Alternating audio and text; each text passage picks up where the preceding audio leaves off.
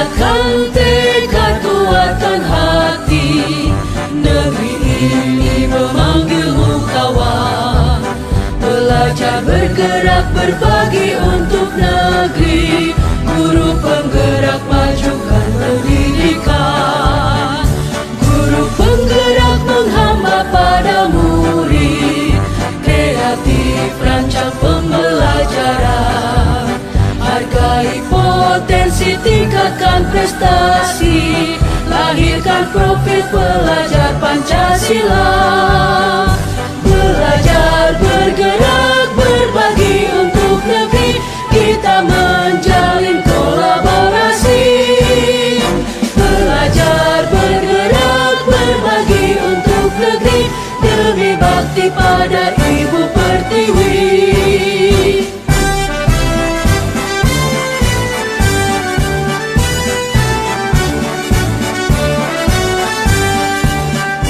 Bulatkan tekad, kuatkan hati, negeri ini memanggilmu kawan. Belajar, bergerak, berbagi untuk negeri. Guru penggerak, majukan pendidikan. Guru penggerak menghamba pada murid. Kreatif, rancang pembelajaran. Hargai potensi, tingkatkan prestasi. Lahirkan profil pelajar Pancasila. Belajar, bergerak, berbagi untuk negeri. Kita menjalin kolaborasi. Belajar, bergerak, berbagi untuk negeri. Demi bakti pada Ibu Pertiwi. Belajar, bergerak, berbagi untuk negeri. Kita menjalin kolaborasi. Belajar, bergerak, berbagi untuk negeri. Demi bakti pada Ibu Pertiwi. Demi bakti pada Ibu Pertiwi.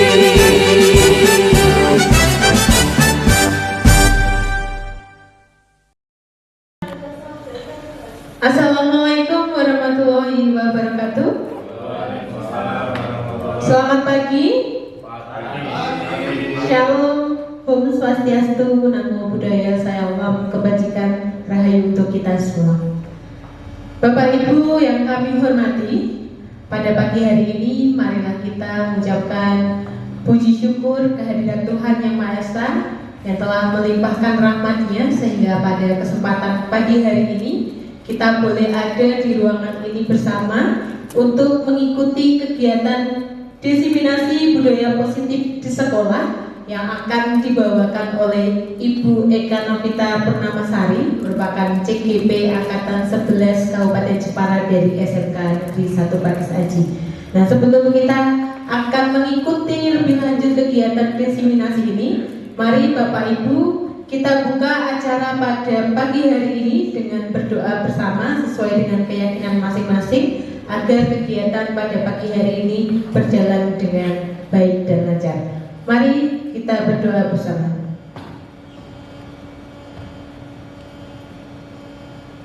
Berdoa selesai. Selanjutnya, untuk kegiatan diseminasi budaya positif di sekolah sepenuhnya kami serahkan kepada Ibu Eka Novita Purnamasari. Kepada Ibu Eka kami silakan.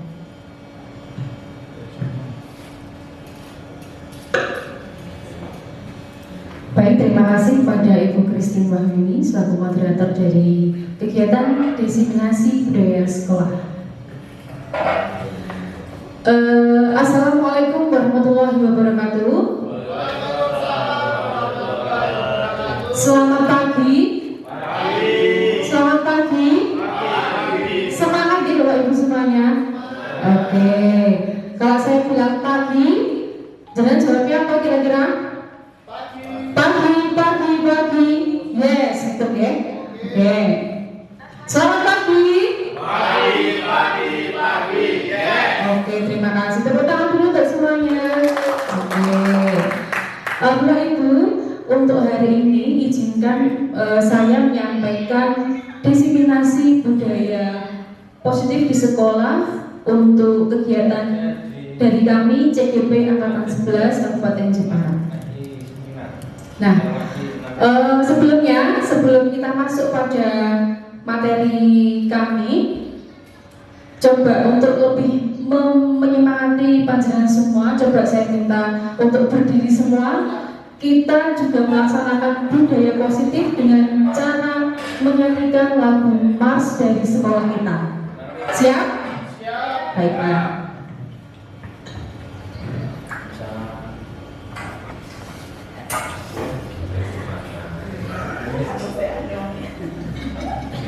Lagu ini merupakan lagu Mars SMK Negeri 1 Pakis Aji Jepara.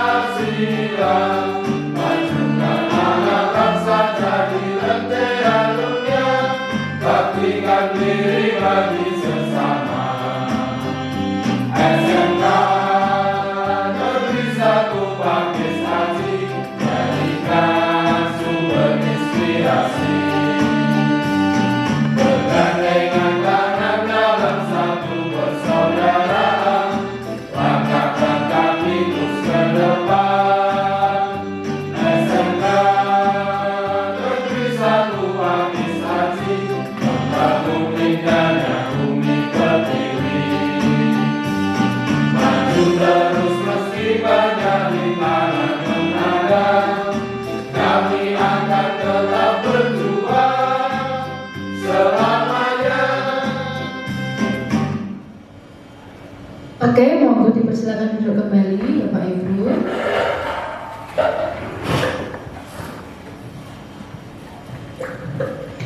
Nah, tadi adalah satu bentuk budaya positif kita untuk menghargai dan melaksanakan satu hal positif, yaitu nyanyikan lagu Mars SMK Negeri 1 Pakis Aji Jepara ya, untuk menunjukkan identitas kita semua ya. Baik, tentu saja Bapak Ibu, untuk materi saya tentang budaya positif.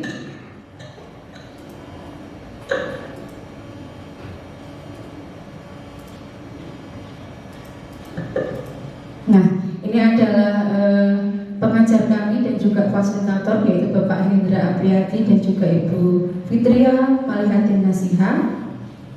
Nah, untuk agenda pada pagi hari ini, yang pertama adalah pembukaan, kemudian menyampaikan tujuan diseminasi, yang ketiga adalah pemahaman inti dari budaya positif, yang keempat refleksi, dan yang terakhir adalah penutup. Baik, monggo Pak Haji. Ya. Untuk kompetensi yang diharapkan dari materi ini adalah dapat memahami pentingnya tentang kebutuhan belajar, ya Bapak Ibu.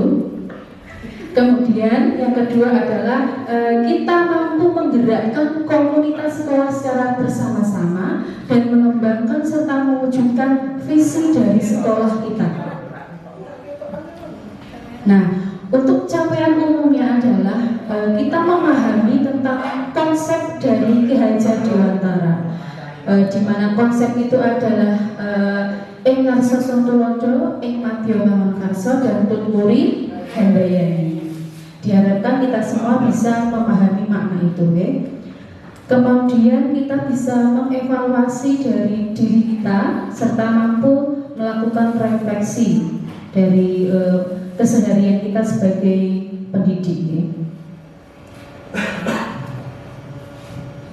Nah, untuk capaian khususnya adalah mendemonstrasikan pemahaman guru mengenai konsep budaya positif di dalam paradigma yang sehari-hari kita laksanakan, Di antaranya ada teori kontrol, kemudian motivasi perilaku manusia, ada lagi motivasi dari internal dan eksternal, keyakinan kelas, kemudian hukuman dan penghargaan, 5 kebutuhan dasar manusia, kemudian segitiga restitusi. Nah ini ya, sebelumnya ada pertanyaan pemantik Bapak Ibu. Nanti saya harapkan panjenengan bisa menjawab dengan setuju atau tidak setuju. Yang pertama ya, hukuman dapat mendisiplinkan anak. Bagaimana? Tidak setuju. Bu Kristi tidak setuju, oke? Kenapa kira-kira Bu Kristi? Tapi saya habis menghukum anak. Ternyata anaknya malah pergi. Oh iya. Terima kasih Bapak. Nah, barusan kita bahas di sini. Ternyata Bu Kristin tiba-tiba sudah praktik langsung ya Bapak Ibu. Ya, ternyata pada saat pagi tadi kebetulan Bu Kristin piket, jadi bisa langsung menjawab pertanyaan pemantik ini. Yang kedua, pemberian hukuman dengan hal positif seperti membaca atau membersihkan halaman sekolah dapat meningkatkan disiplin anak. Bagaimana? Ada yang bisa menjawab? Monggo. Yang kedua, Pak Aang, monggo. Ya, kalau saya setuju saja. Baik untuk pendisiplinan anak, untuk yang diberikan hukuman dengan hal positif seperti baca atau bersihkan halaman sekolah dapat meningkatkan disiplin anak. Kalau di sini saya setuju. Artinya apa? Sesuatu ada konsekuensinya. Yang penting adalah konsekuensi ini tidak memberatkan pada anak. Itu sudah berupa visi. Terima kasih. Tepuk tangan untuk Pak Aang. Baik, yang ketiga, nanti kita bahas bersama ya. Yang ketiga, memberi penghargaan dapat meningkatkan motivasi belajar anak. Enggak? Pak Haji setuju? Setuju, oke. Tepuk tangan untuk Pak Haji. Nah, ini ikonnya ya, ikon dari SMK Negeri 1 pakai Aji ya. Ya, untuk pagi hari ini ada 6 topik Bapak Ibu tentang disiplin ya. Yang pertama nanti dibahaskan tentang disiplin positif untuk nanti menjawab tadi tanggapan dari Bapak Ibu semua. Kemudian teori motivasi, hukuman dan penghargaan serta restitusi. Kemudian keyakinan kelas, kebutuhan manusia, posisi kontrol dan segitiga restitusi. Nah, untuk berikutnya Bapak Ibu kita lanjutkan. Di sini adalah perubahan cara pikir ya, perubahan paradigma. Nah, di sini kita ibaratkan misalkan menggenggam satu hal yang berharga. Kira-kira apa ya misalkan? Emas ya, emas misalkan. Bagaimana Bapak Ibu dapat mempertahankan benda ini atau barang ini dari genggaman Bapak Ibu? Untuk menghindari ini, misalkan ada orang yang ingin mengambilnya atau meminta pada Bapak Ibu dengan cara membujuk, mengancam, menghardik, merayu maupun menyuap. Bagaimana? Apakah mau dipertahankan atau diserahkan jika ini barang berharga? Kira-kira bagaimana? Dipertahankan ya. Jika itu hal baik, tentunya juga kita harus mampu untuk apa? Untuk mempertahankan. Jangan sampai berubah atau diakui milik orang lain, gitu ya. Nah, untuk berikutnya, siapa yang sesungguhnya memiliki posisi kontrol ini? Nah, mari kita lihat antara stimulus respon dan teori kontrol serta pilihan. Yang di sebelah sini adalah stimulus atau respon, yang sebelah sini adalah teori kontrol atau pilihan. Untuk yang stimulus, kita mencoba mengubah orang agar berpandangan sama dengan kita. Yang teori kontrolnya, kita berusaha memahami pandangan orang lain tentang dunia. Kira-kira lebih bagus yang mana? Ya, berarti yang tidak memaksa ya. Nah, terkait dengan disiplin positif Bapak Ibu, sebagai pendidik ya, kita mendidik murid kita masing-masing di kelas. Mari kita pahami di sini dengan memaknai disiplin positif menurut William Glasser. Diawali dari keyakinan kelas, kemudian nanti menjadi nilai-nilai kebajikan, sampai dengan seorang murid yang mampu menghargai dirinya sendiri. Nah, jika terbesit kata disiplin, kira-kira makna apa yang ada dari disiplin Bapak Ibu? Pak Pram mungkin? Mentaati sebuah aturan. Mentaati sebuah aturan. Ada lagi? Pak Haji mungkin ya? Disiplin. Ya, berarti kita belajar biasanya menurut aturan yang ada. Ya, terima kasih. Disiplin nih Bapak Ibu.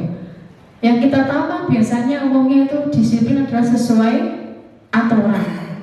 Nah, di sini untuk disiplin sendiri itu dari bahasa Latinnya disciplina, yang artinya adalah belajar.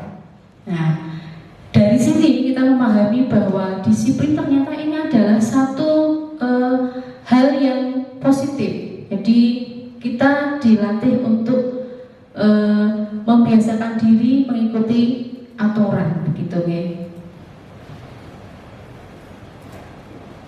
Nah, kemudian nilai kebajikan universal masih dari William Glasser tadi pada teori kontrol, dan di sini kita memaknai tentang nilai-nilai kebajikan yang saat ini sudah kita terapkan di sekolah kita, yaitu profil pelajar Pancasila. Betul sekali. Ada berapa nilai Bapak Ibu? Berapa dimensi? 6, betul Pak Bang ya.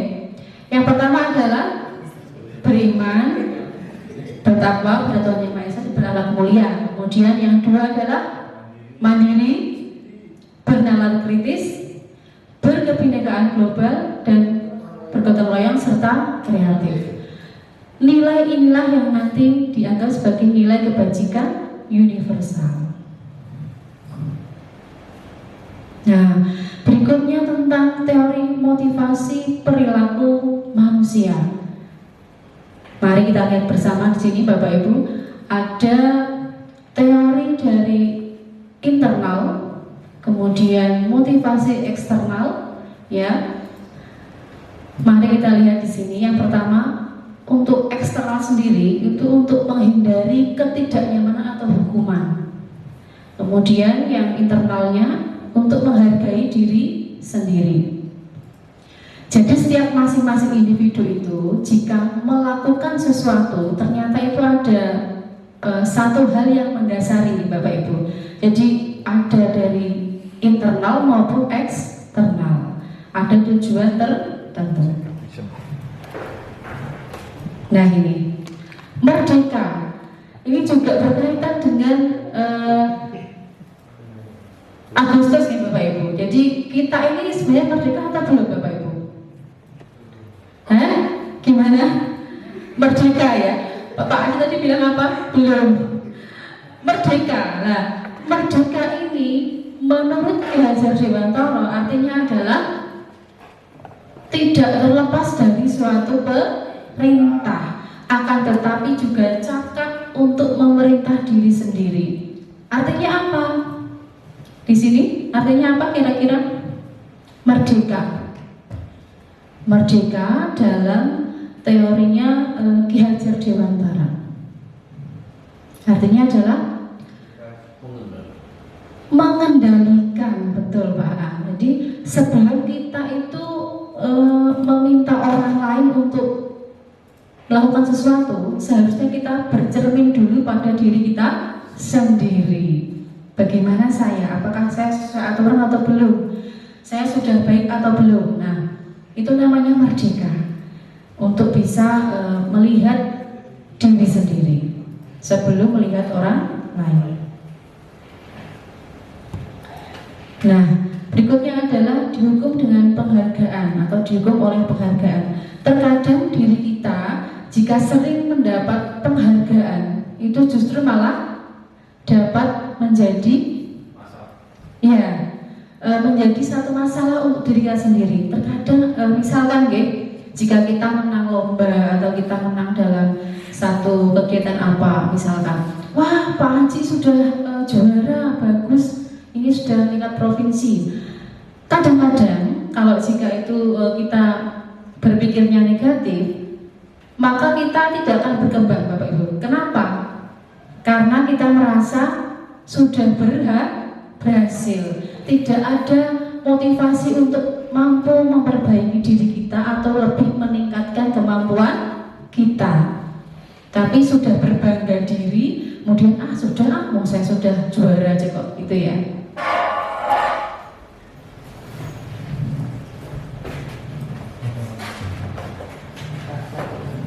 Nah, ini tentang perbedaan hukuman dan konsekuensi.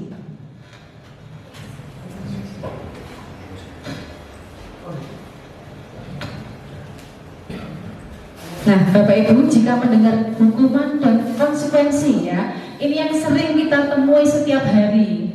Hampir setiap hari kita bertemu dengan murid-murid kita di kelas, itu akan menemui dua hal ini, Bapak Ibu. Hukuman dan konsekuensi. Saya mau tanya dulu, kira-kira hal ini sama atau berbeda? Monggo, Pak Yusuf mungkin? Ya, monggo.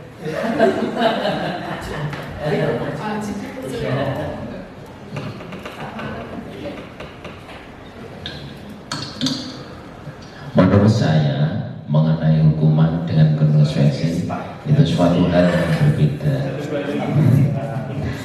Dan hukuman di sini yang dimaksud yaitu yang memberatkan dan bisa membuat sakit hati, terutama kalau kita sebagai seorang guru yaitu siswa. Tetapi kalau konsekuensi ini sudah saling adanya suatu kesepakatan, sehingga antara guru dengan siswa ini sudah saling memahami, sehingga anak tersebut itu bisa menerima dengan baik, tidak ada rasa sakit hati ataupun marah. Itu yang saya ketahui itu. Istimewa sekali, bukan dulu Pak Yusuf ya. Selain sudah menguasai juga karena beliau adalah guru BKG, jadi sangat memahami sekali. Ternyata hukuman dan konsekuensi itu adalah berbeda, Bapak Ibu. Untuk hukuman itu biasanya lebih seringnya pada hal negatif ya. Kalau konsekuensi bagaimana? Disepakati. Jadi kalau konsekuensi ini lebih positif karena kenapa? Karena sudah disepakati bersama antara guru dan murid. Kalau hukuman itu dampaknya akan sangat buruk, sangat negatif. Nah, untuk lebih menggali pemahaman Bapak Ibu kembali, coba kita lihat di sini ada beberapa pernyataan ya. Yang pertama nanti kita bedakan, kira-kira ini masuk hukuman atau konsekuensi. Mencatat 100 kali di buku kalimat saya tidak akan terlambat lagi karena terlambat ke sekolah. Hukuman, oke. Lari mengelilingi lapangan basket 2 kali. Hukuman. Murid diminta untuk push up 15 kali karena tidak menggunakan masker saat sekolah. Hukuman. Berikutnya, menggantikan kertas tugas teman yang telah dicoret-coret. Konsekuensi. Berikutnya, membersihkan tumpahan air di meja tulis karena tersenggol pada saat belajar. Konsekuensi. Berikutnya, murid disuruh untuk mengenakan sepatu seharian di sekolah karena tidak mengenakan sepatu hitam. Bagaimana? Yang terakhir, lari mengelilingi lapangan basket 2 kali karena terlambat 10 menit pelajaran PJOK. Konsekuensi ya. Nah, mari mari Bapak Ibu kita lihat ternyata tindakan kita selama ini tuh masuk yang apa ya. Nah, betul tadi jawabannya? Nah, inilah perbedaan antara hukuman dan konsekuensi. Ada yang hukuman, ada yang konsekuensi. Nah, ini Bapak Ibu untuk lebih memahami kembali antara perbedaan hukuman dan konsekuensi. Kalau hukuman adalah suatu yang menyakitkan harus terjadi, sedangkan konsekuensi sesuatu memang harus terjadi. Karena sebelum disepakati ini sama-sama tahu ya, sudah sama-sama memahami. Jadi kalau tidak dilakukan maka akan dampaknya akan tahu. Tapi kalau hukuman itu bersumber dari aturan, jadi bersifat kaku sehingga itu lebih menyakitkan. Kemudian membuat anak atau murid itu sakit fisik maupun hati. Kadang-kadang ini kita tidak sengaja ya, ada yang terlambat mungkin. Kok sering terlambat? Tanpa kita tanya alasannya, tapi sudah dihukum, sudah diberikan kata-kata yang kasar, ini justru menyakiti murid Bapak Ibu ya. Kemudian murid atau anak itu membenci kedisiplinan akhirnya kalau diberi hukuman. Kemudian timbulnya rasa paksaan. Kamu menulis 1000 kali atau 50 kali lah, itu terpaksa akhirnya untuk mengejar nilai yang tertinggal. Meskipun mereka mau, tapi unsurnya apa? Keterpaksaan. Mendorong anak menyakiti diri sendiri. Kemudian membuat konsep yang buruk. Anak belajar malah menyembunyikan kesalahan. Ini yang bahaya Bapak Ibu. Kemudian anak merasa marah, ada rasa bersalah, ada rasa dipermalukan, tidak dihargai. Nah, ini adalah contoh dari hukuman Bapak Ibu. Sehingga kalau dibandingkan dengan konsekuensi, dampak dari hukuman ini adalah negatif. Nah, berikutnya restitusi Bapak Ibu. Mungkin teman-teman guru di sini juga ada yang sudah memahami atau ada yang baru mendengar nih barangkali. Restitusi. Kira-kira ada yang bisa menjawab Bapak Ibu? Restitusi kira-kira itu apa? Monggo. Bu Christine. Restitusi itu merupakan diskusi yang dilakukan untuk menemukan suatu solusi atas sebuah permasalahan. Oke, tepuk tangan untuk Bu Christine, Bapak Ibu. Istimewa ya.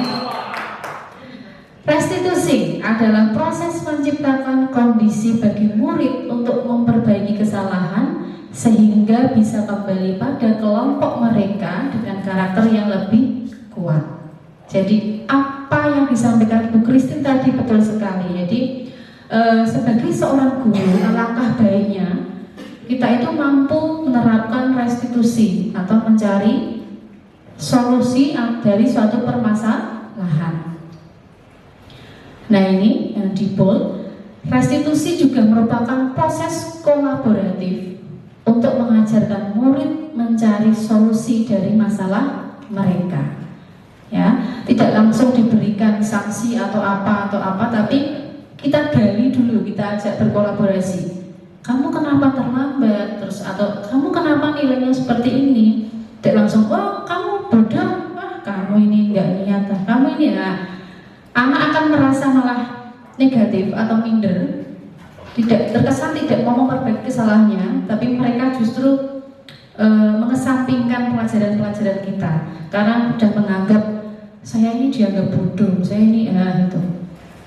Berbeda jika kita mampu berkomunikasi dan berkolaborasi dengan murid kita. Karena setiap anak itu unik ya Bapak Ibu ya, pasti punya kemampuan yang bermacam-macam. Nah, berikutnya, nah ini masih tentang hukuman dan disiplin tadi. Kalau kita menerapkan hukuman atau menghukum itu yang timbul adalah kegagalan Bapak Ibu, okay? Jadi kalau kita menerapkan disiplin dengan konsekuensi dan restitusi, yang timbul adalah sikap disiplin atau sikap positif. Monggo dipersani bisa dilihat di sini bersama. Jadi kalau hukuman itu cenderungnya lebih negatif, Bapak Ibu. Di sini ada yang sering menghukum, masih sering menghukum ada Bapak Ibu? Masih sering? Nanti mari kita merefleksikan diri kita Bapak Ibu. Kira-kira selama ini saya itu bagaimana? Ya. Nah, baik ya, semoga Bapak Ibu. Di sini ada 9 ciri-ciri restitusi. Pertama adalah untuk menebus kesalahan, memperbaiki hubungan, memberikan tawaran bukan paksaan, menuntun melihat ke dalam dirinya sendiri, mencari kebutuhan dasar, kemudian sampai dengan mengembalikan seorang murid untuk berbuat salah tadi sesuai atau kembali pada kelompoknya, diterima kembali pada kelompoknya. Nah, berikutnya adalah keyakinan kelas Bapak Ibu. Jadi saya yakin di sini ada yang wali kelas, ada mungkin yang sebagai kajur, ya. Tapi jika nanti kita masuk pada pelajaran kita masing-masing, pada pelajaran atau tahun ajaran pertama, kira-kira Bapak Ibu apa langsung mengajar, langsung menyampaikan materi A, B, C, D, atau langsung apa? Atau Bapak Ibu membuat keyakinan kelas terlebih dahulu, atau kesepakatan kelas dulu? Membuat kesepakatan kelas atau keyakinan kelas.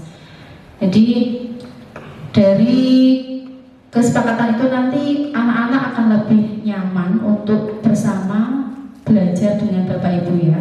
Itu terlambat mengumpulkan tugas akan tahu konsekuensinya. Jika tidak sopan akan tahu konsekuensinya. Jadi tanpa mereka terpaksa sudah tahu apa yang menjadi kesepakatannya. Nah, ini Bapak Ibu. Yang pertama, yang paling kecil lingkupnya adalah peraturan kelas, ya. Jadi di setiap kelas itu ada peraturan Bapak Ibu. 1 apa, 2 apa, 3 apa, ada, ya? Ada.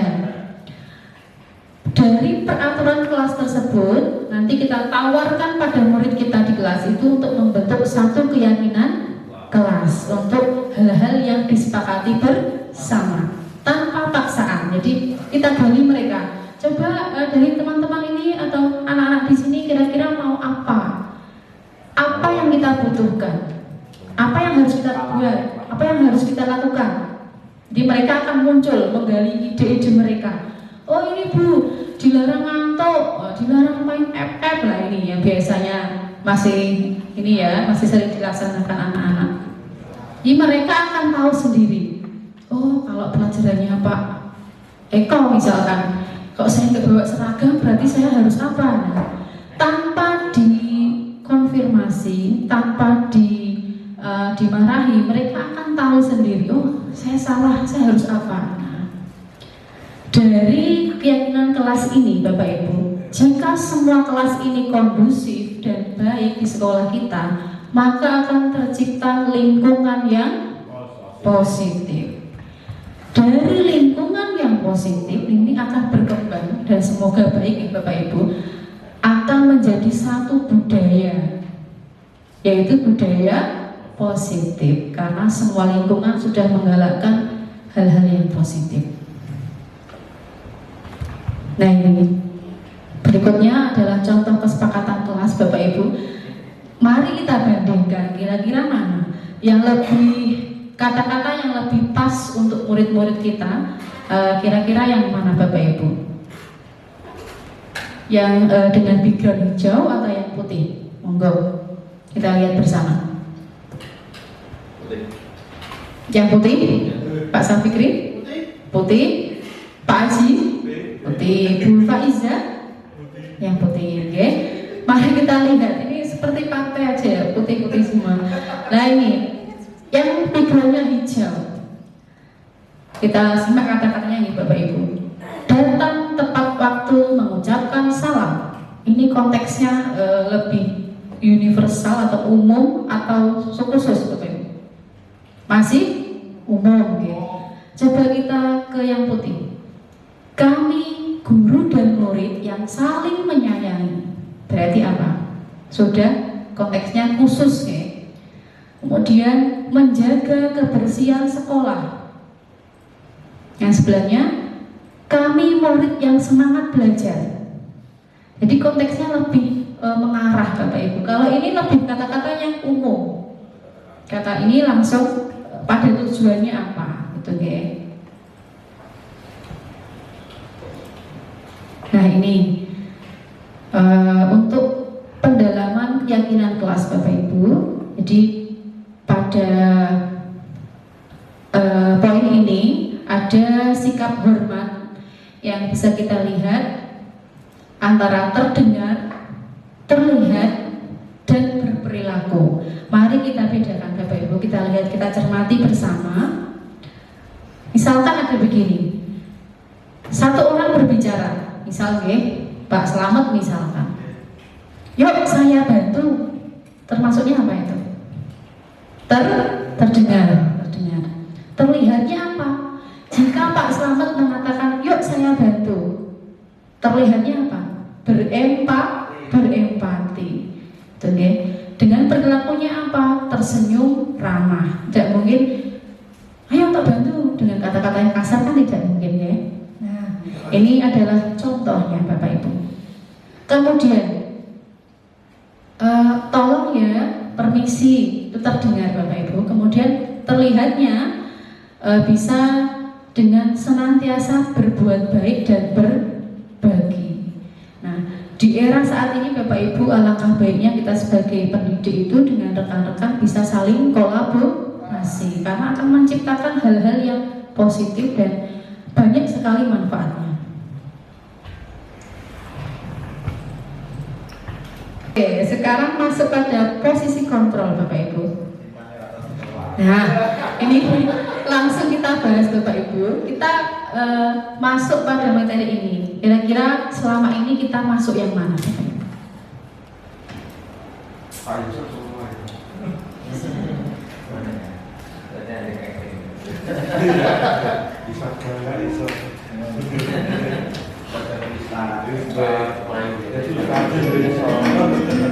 Mari kita cermati Bapak Ibu.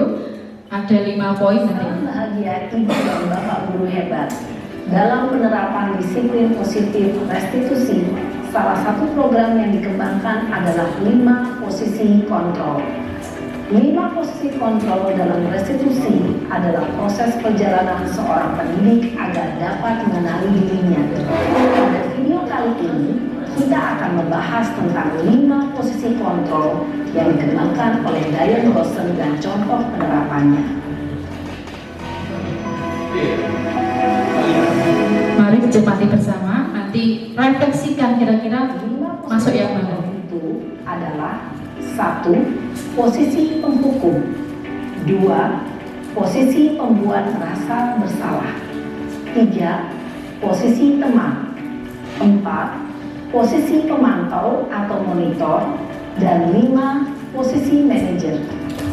Untuk lebih memahami kelima posisi tersebut, mari kita saksikan kasus Naren yang terlambat hadir 20 menit di sekolah dan melihat bagaimana kelima posisi kontrol dalam menghadapi masalah tersebut.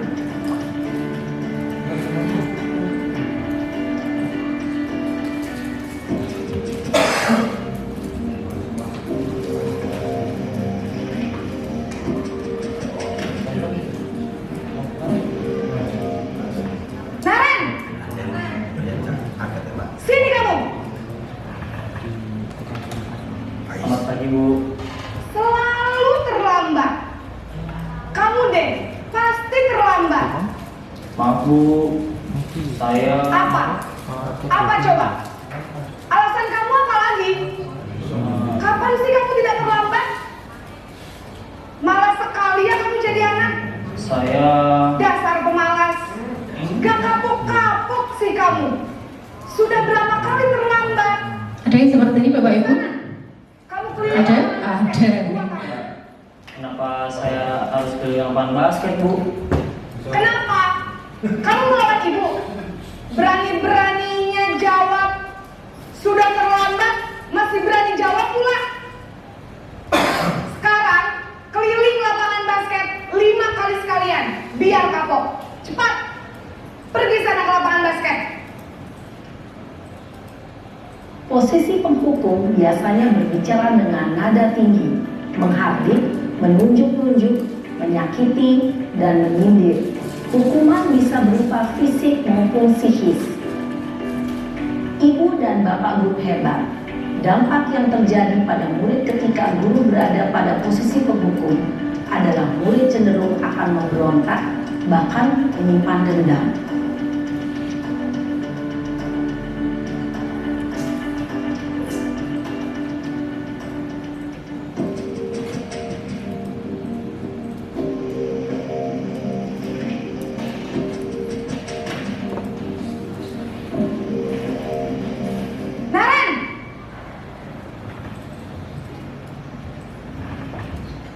Selamat pagi, Bu.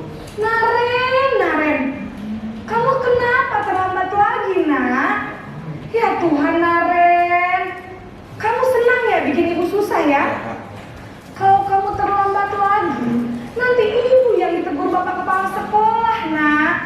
Disangka ibu tidak bisa membina kamu. Duh, gimana ini? Maaf, Bu. Duh, Gusti Naren, kamu suka ya kalau ibu ditegur bapak kepala sekolah? Terus, sekarang ibu harus tulis apa yang di buku absen? Ini kamu sudah sering terlambat loh. Ada yang sering seperti ini, Bapak Ibu? Maaf, Bu. Pak Haji lagi. Ya sudah, lain kali jangan bikin ibu susah lagi ya, nak ya. Ibu tidak akan kuat lagi kalau kamu begini terus. Bisa jantungan kalau ibu ditegur bapak kepala sekolah. Sana cepat ke kelas. Maaf ya, Bu. Maaf sekali. Ini membuat rasa bersalah pada murid. Posisi pembuat rasa bersalah berbicara dengan nada tenang, cenderung lembut. Namun kata-kata yang diutarakan membuat murid merasa menjadi orang yang gagal, memandang buruk dirinya sendiri, merasa tidak berharga, dan Oke, berikutnya.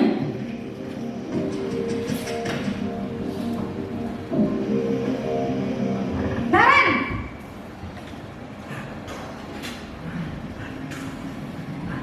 Selamat pagi, Bu. Wah, sudah jam berapa ini, nak? Terlambat. Ada yang seperti ini juga, ya? Tadi Bu saya belum membangunkan saya, Bu. Kamu mau menyalahin kamu. Yang terlambat perempuan biasanya. Yang terlambat perempuan seperti ini ya. Iya, Bu. Saya memang terlambat bangun tadi. Jadi nggak bisa lari kencang.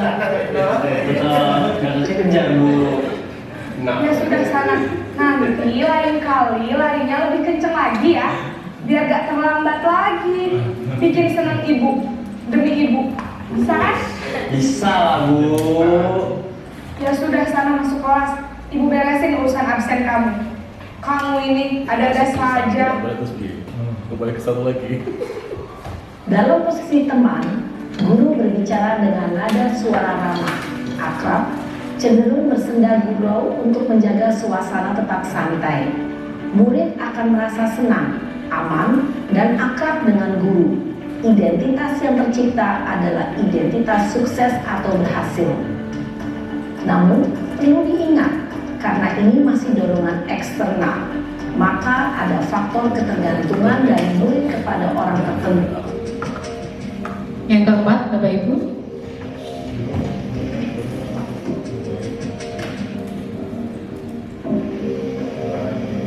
Naren!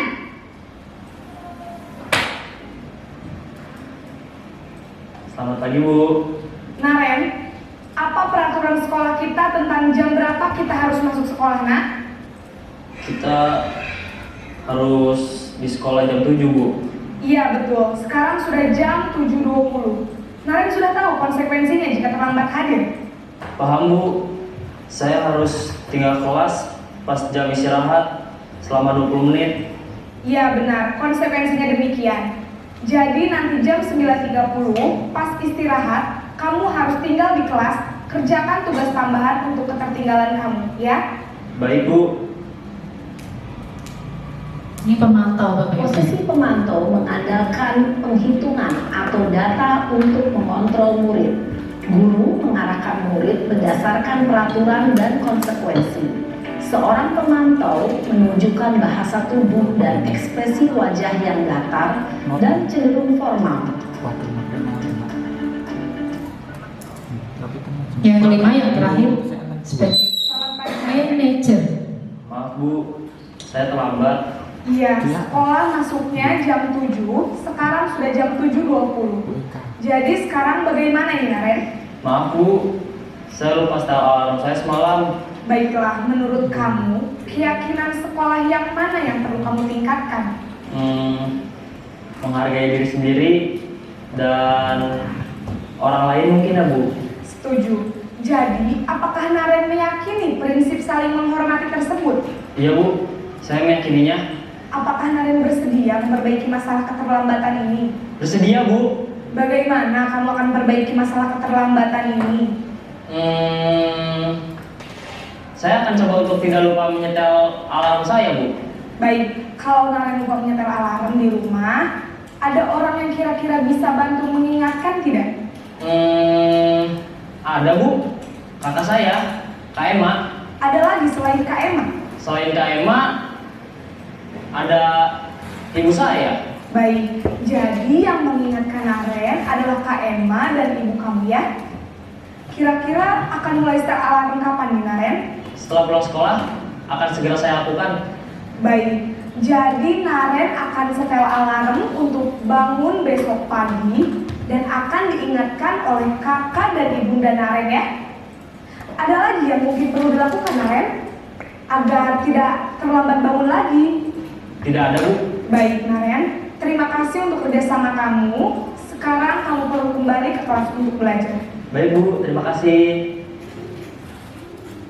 Posisi manajer adalah posisi kontrol yang disarankan untuk membimbing murid memiliki sikap disiplin yang positif.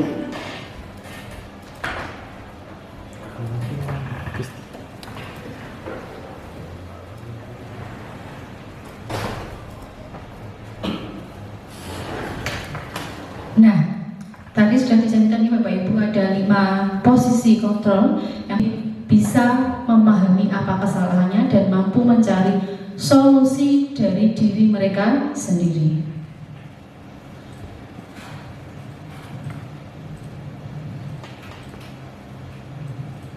Nah, ini Bapak Ibu, kita langsung pada refleksi kita untuk pagi hari ini. Ada 3 hal. Hal baru apa yang mengubah paradigma saya yang saya dapatkan pada hari ini dalam acara diseminasi ini. Yang kedua, perasaan Bapak Ibu bagaimana? Yang ketiga, peran Among. Kemudian yang keempat adalah saya akan menjadi Among yang seperti apa? Saya sudah membawa kertas sticky note Bapak Ibu. Nanti bisa diisi. Pak Slamet bisa membagikan, mungkin 1 orang 1, oke? Monggo bisa diisi. Kira-kira bagaimana perasaannya tadi pagi ini setelah mendapatkan pemahaman baru? Kemudian Bapak Ibu selama ini menjadi posisi apa dan next nanti berikutnya mau seperti apa? Mau tetap sebagai penghukum, pembuat rasa bersalah pada murid, atau menjadi peran yang lebih baik dan bisa bermanfaat untuk murid? Monggo diisi. Saya beri waktu kurang lebih 1 menit Bapak Ibu.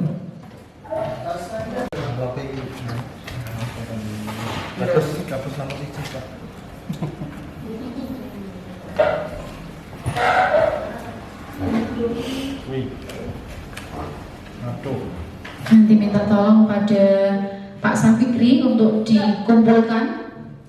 Dan kita akan pilih 1 teman guru untuk menyampaikan.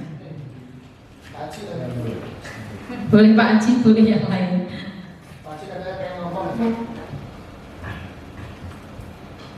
Perasaannya bagaimana? Senang atau bagaimana? Kemudian selama ini menjadi posisi yang apa? Tukang marah-marah atau tukang apa? Dan berikutnya mau berperan seperti apa untuk murid kita. Sampun, mungkin sebelah sini dibantu Pak Dasi, yang sebelah sana Pak Safikri, monggo. Oke. Ditempel nih, sebelah sini.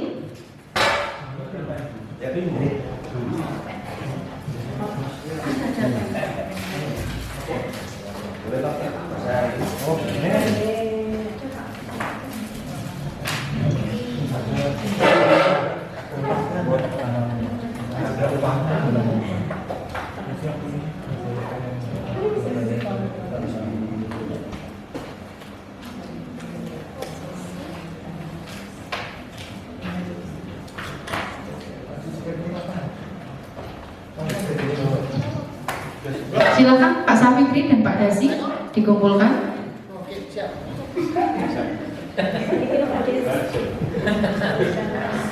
Kok kosongan? Mau bayar kosongan kamu kok? Bakso kok.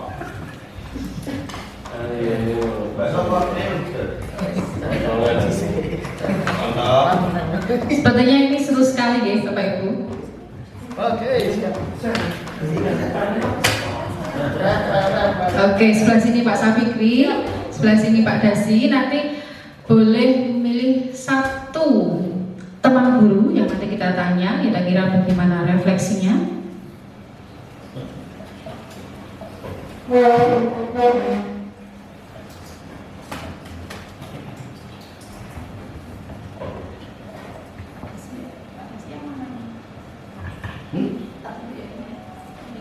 Itu ya, sendiri, just ya.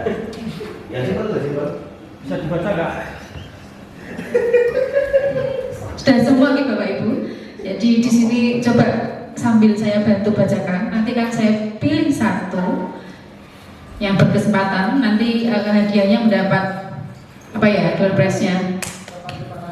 Ya, ucapan terima kasih ya. Sebentar.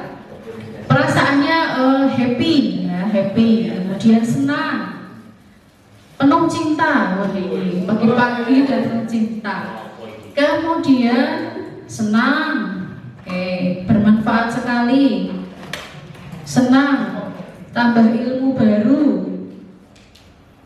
ingin jadi manajer, ya ini banyak sekali. Coba dari sekian banyak rekam guru ini saya ambil yang simpel ini ya, dari Bapak Dasi Nurmubin. Saya minta untuk menyampaikan refleksinya tadi bagaimana untuk hari ini. Monggo ke depan.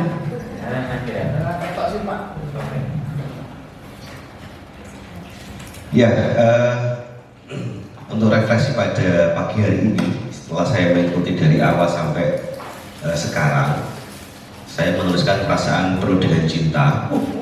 Karena bagaimanapun kenyamanan hubungan kita tanpa cinta itu tidak bisa akur dan tidak bisa serasi. Kita makan itu kalau tanpa cinta tidak akan nikmat. Kita belajar tanpa cinta juga tidak akan bisa masuk. Pokoknya semua penuh dengan cinta. Ya, ibarat masak tanpa garam. Seperti slogannya Pak Aji Wardono itu kan, hidup dengan penuh cinta. Apalagi dengan tadi dikatakan bahwa salah satu siswa yang perempuan juga penuh dengan cinta untuk menanganinya. Itu Bu Eka yang saya sampaikan untuk refleksi pada posisi yang bagus tentunya di manajer. Ya, kita sebagai pendidik tentunya tidak bisa ya kadang-kadang kita juga khilaf. Kita akui kita khilaf, wajar, emosional, tapi kan kita posisikan sebagai manajer itu.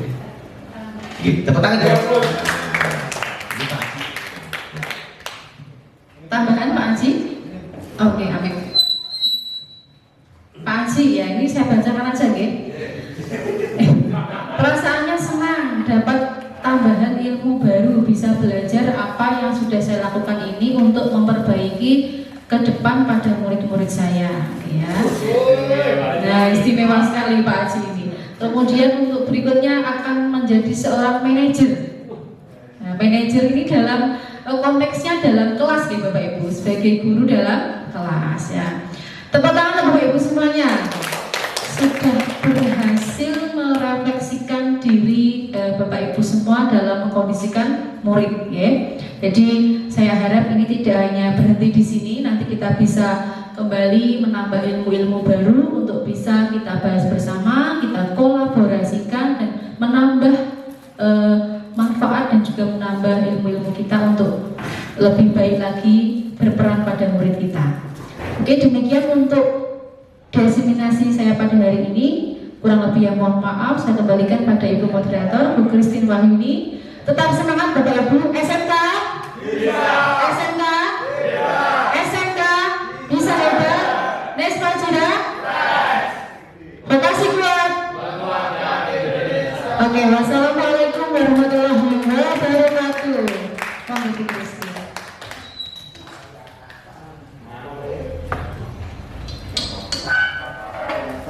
Oke, pemaparan yang luar biasa ya telah disampaikan oleh Ibu Eka dalam diseminasi budaya positif pada pagi hari ini. Kita beri aplaus sekali lagi buat Bu Eka. Ya Bapak Ibu, kita sudah mengikuti dengan seksama dari awal pertengahan sampai saat ini dengan lancar. Kita boleh diskusi, melakukan refleksi bersama. Kiranya nanti kegiatan diseminasi budaya positif ini benar-benar mampu membuat kita bisa jauh lebih baik lagi ya. Sesuai tadi ada beberapa refleksi bahwa kita sebagai seorang guru harus bisa memposisikan diri sebagai seorang kontrol yang memiliki kontrol sebagai manajer yang baik ya. Demikian Bapak Ibu, untuk acara diseminasi hari ini sudah selesai. Akhir kata saya ucapkan terima kasih. Salam dan bahagia untuk kita semua. Selamat pagi.